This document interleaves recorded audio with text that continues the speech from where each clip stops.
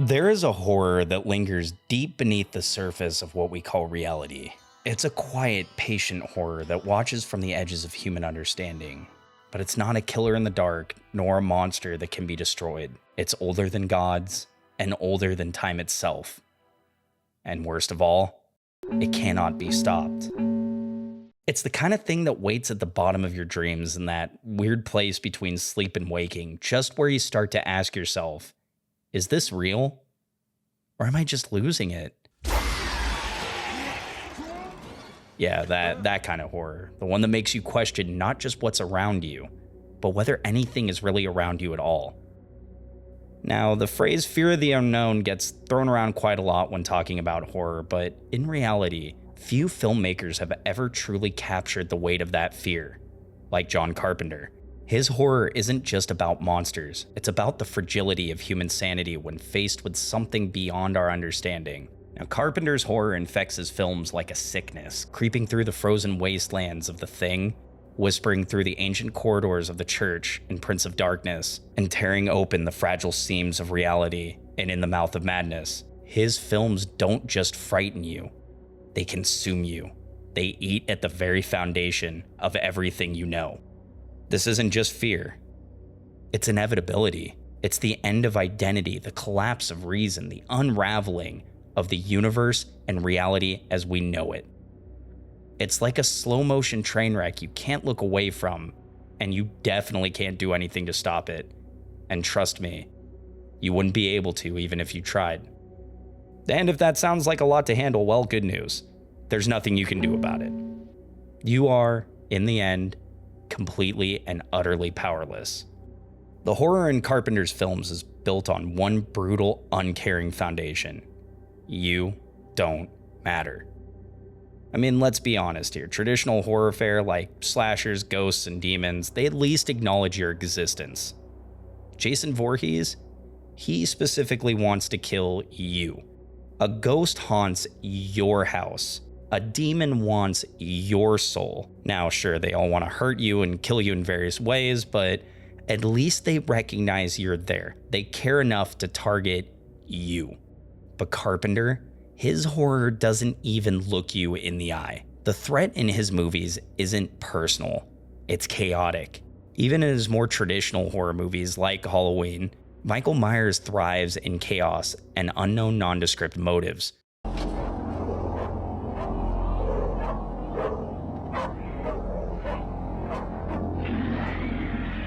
Take The Thing, for instance. The Thing, it doesn't hate you, it doesn't even know you. It just wants to endure and survive and make more of itself. Prince of Darkness doesn't give us Satan with horns and a pitchfork. It gives us a swirling mass of evil liquid that's just there, churning and seeping into our reality like mold in an abandoned basement. And in The Mouth of Madness, well, that's where Carpenter basically throws up his hands and says, what if you were never real to begin with? What if you're just a figment of someone or some things sick and twisted imagination? Is that the ultimate horror? Or is it just a really bad dream that you'll never wake up from? His aptly named Apocalypse Trilogy doesn't offer solutions. It doesn't even offer hope. These movies don't care about survival. They care about one thing and one thing only: erosion. Erosion of identity, erosion of belief, and erosion of reality itself. Nothing really matters here when the world is already falling apart. These films don't start with the end. No. The end is already here. So do yourself a favor while watching this video. Sit back, relax, and try not to think too hard about the fact that none of this is real. Except one last thing. Did I ever tell you my favorite color was blue?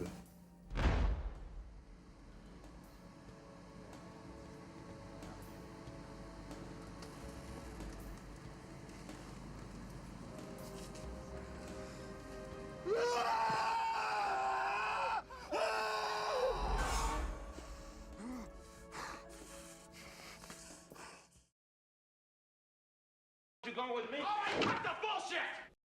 All right, well, knock that off. That's enough of that shit. Anyways, moving on. Let's begin with the first film in the series, The Thing.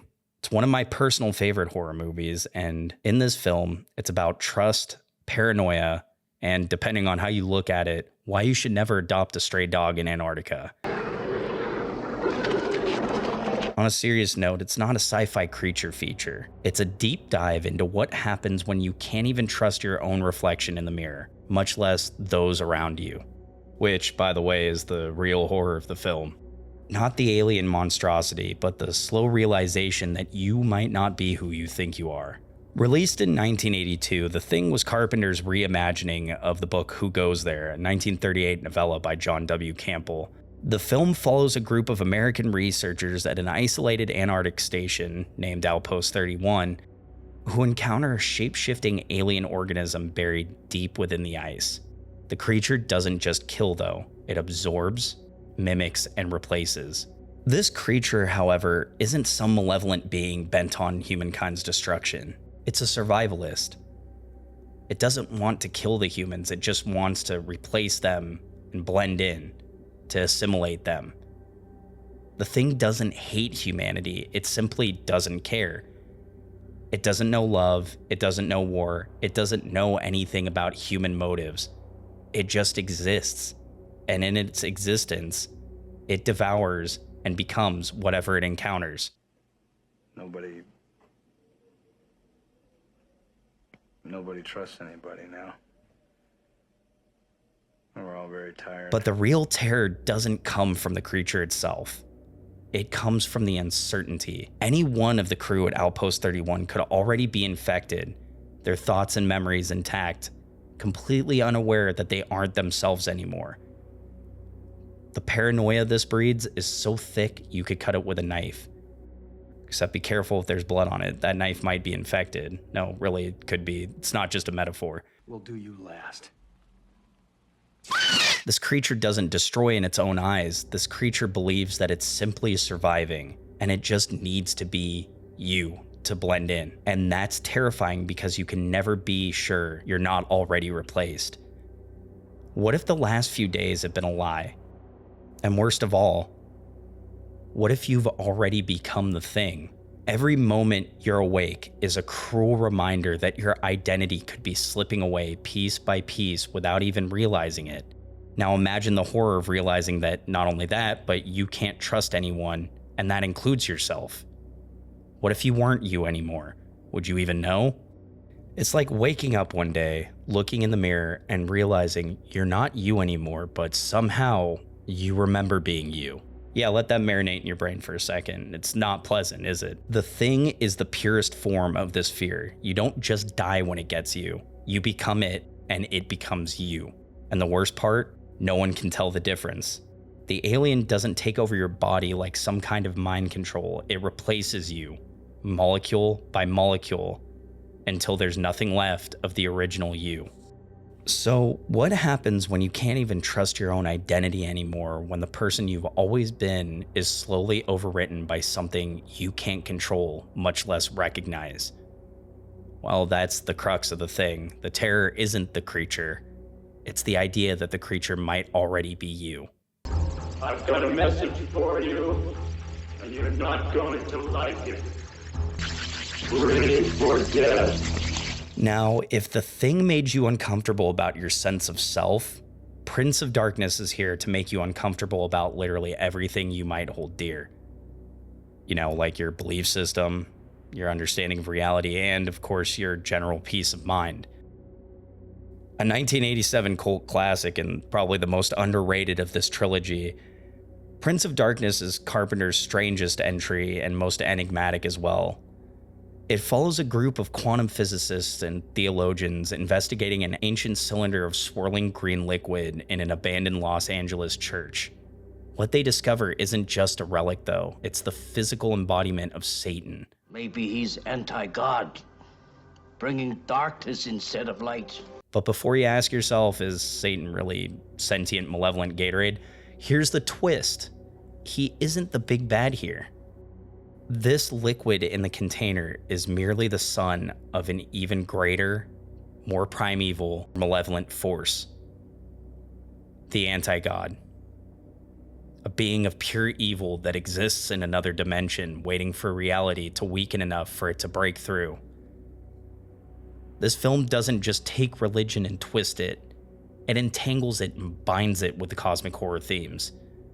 There's no God watching over us, no divine order, just ancient, incomprehensible forces waiting for the right moment to breach through. In this movie, the universe itself is an unstable, indifferent nightmare. Everything you've ever known is a lie. The worst part, you have no say in any of it. Even your dreams, it turns out, those in fact actually aren't your dreams. They're broadcasts from the future telling you exactly when the universe's last shred of sanity will give way. This is not a dream. Not a dream. We are using your brain's electrical system as a receiver. We are unable to transmit through conscious neural interference. You are receiving this from... Side note, let's not even begin to get into the nightmare nostalgia Carpenter brings to life with this dream footage in the movie. Something about this scene in particular reminded me 100% of what we know now as analog horror. The static, the flickering images, a sense that you're witnessing something forbidden, it was all perfectly done, and this was way before any analog horror series came out. For those of you trying to create something new, I highly suggest you go watch this movie because it definitely has great inspiration for that. All right, let's get even weirder. Do you read Sutter Kane?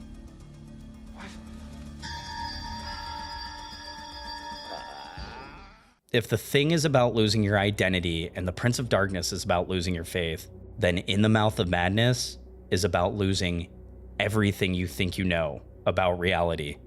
In the Mouth of Madness, the final movie in this trilogy, released in 1994, follows insurance investigator John Trent, who is hired to find a missing horror author, Sutter Kane. Kane's books have become disturbingly popular, causing widespread violence and madness. But it's worse than that. Kane's writings might not just be influencing people, they might be rewriting reality itself. Records. On the local scene, police are at a loss to explain the outbreak of violent crime among the city's clergy. The mayor has called an emergency meeting of law enforcement and medical agencies to discuss an apparent epidemic of paranoid schizophrenia. Just an unbelievable... So, just a quick recap: books that make you insane, alter reality, and turn you into eldritch horrors beyond human comprehension. This film doesn't just reference cosmic horror, though. It embodies it and it embraces it. As Trent investigates, he learns that the world is unraveling, but by the time he realizes what's happening, it's already too late. Kane's books have infected people's minds and are starting to reshape reality piece by piece by piece. Now, what's great about this movie is the meta horror here. Just like the characters in the movie, we, the viewers, are caught in the same inescapable loop. We too are consuming reality-altering fiction. Watching this film isn't just an act of passive viewing.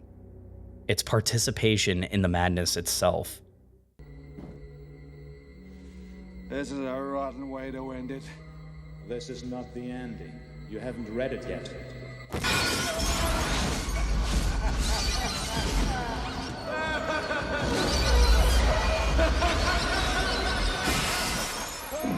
By the time Trent realizes what's happening, it's already too late.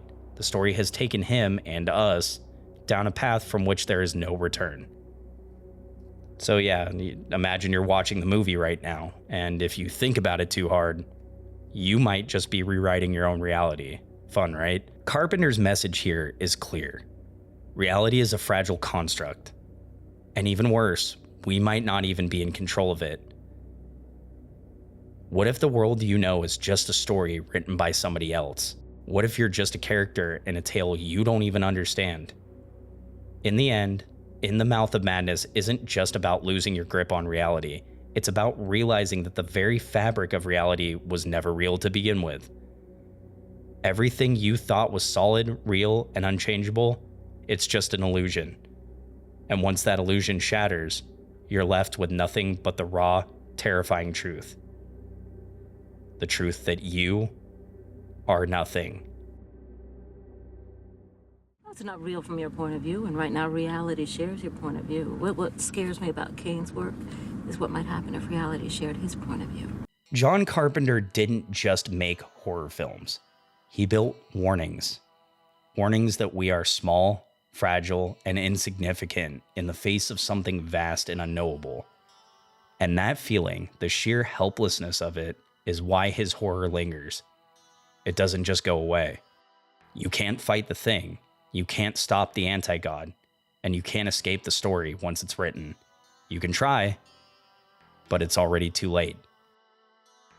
Carpenter's horror is more than just a hallmark in horror cinema. It's an experience. It makes you question things you never thought to question. It lingers in the back of your mind long after the credits roll, like an infection you can't shake. His influence even seeps into other films, whether he was involved with them or not, creating a very, very similar sense of dread, as vast and uncaring as the cosmos itself. His films don't just show you horror, they trap you in it. His creatures, his worlds, his cosmic inevitabilities, they don't just scare you. They make you doubt. They whisper to you in the dark. Are you really you? Can you really be sure? The true terror of these films isn't just what's on the screen, it's what lingers after. That quiet, creeping thought that maybe, just maybe, the horror isn't confined to the fiction. Maybe the madness isn't just on the screen. Maybe the story isn't over. Maybe it never was.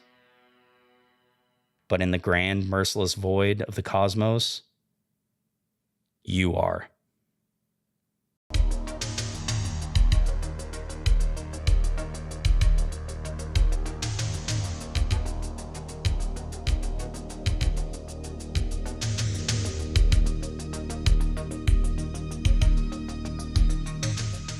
Hey guys, I hope you liked the video, and I just wanted to say thank you so much for all the support on the last one. I know there were definitely some hiccups, pronunciation problems. I know it's Vita Carnis now and not Carnese. I definitely feel like a dummy about that, but going forward, I just wanted to let you guys know that I appreciate all the positive support, and while I may not be posting as frequently as I did in the beginning, there's a reason for that. Life definitely is one of them. The other one is I know how much your guys' input matters, and I know how important it is to deliver a good product to you guys. So instead of mass production, I want to bring you the best quality that I can. So no matter how much time it takes, I promise you that hopefully this video was just as good a quality as the last one, and the next one that comes after is even better. So once again, thank you guys for all the support. Love y'all. Have a good night. Stay weird.